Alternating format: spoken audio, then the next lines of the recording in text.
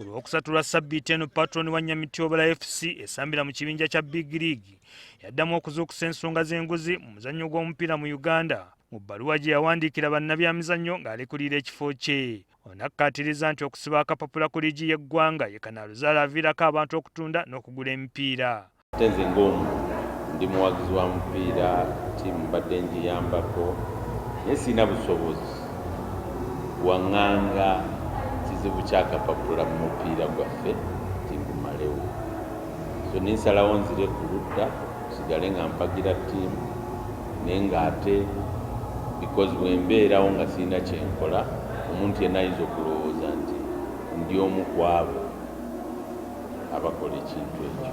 Ono agamba nti omuzze guno tegukwatagana na nzikiriza ye ng'omusiraamu ate era nga munnabyamizannyo.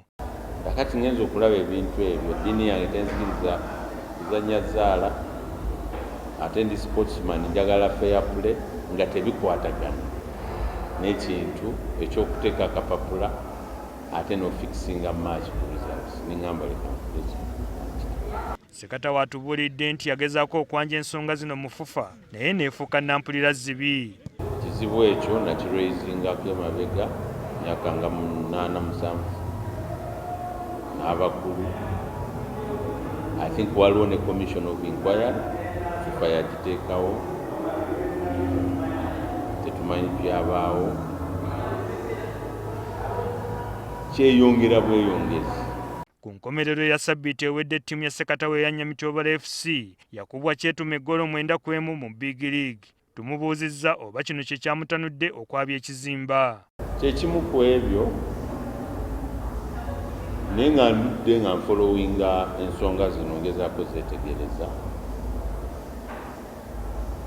era ninzuula nti obuzibu buli bugazi, tebuli ku ttiimu emu, tebuli ku musambi omu.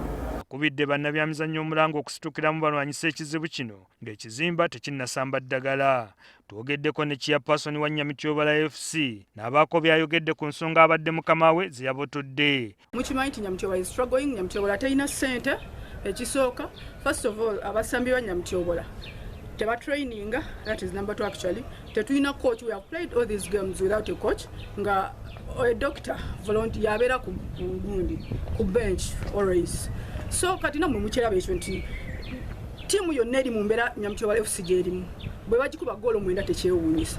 Era omuntu oyinza kusinziira ku ggoolo ezo 9 n'ogamba nti waliwo match fixing ne betting kulwokubanga bw'oba omanyi nti nno Nyamityobola Football Club byonna ebyo byenjogedde wammanga tebiyina. Kati sira lwaki oyinza okulowooza nti no ggoolo 9. Actually nze nalowooza nti oba ezaalina ntono kulwokubanga embeera yaffe mbi nnyo. Wabula bwe tugezezzaako okufuna abakungu mu FUFA okwogera ku nsonga eno, abamu amasimu tebagakutte n'abasomye message zaffe bagaanye okuzaanukula. Sam Mpoza, NTV.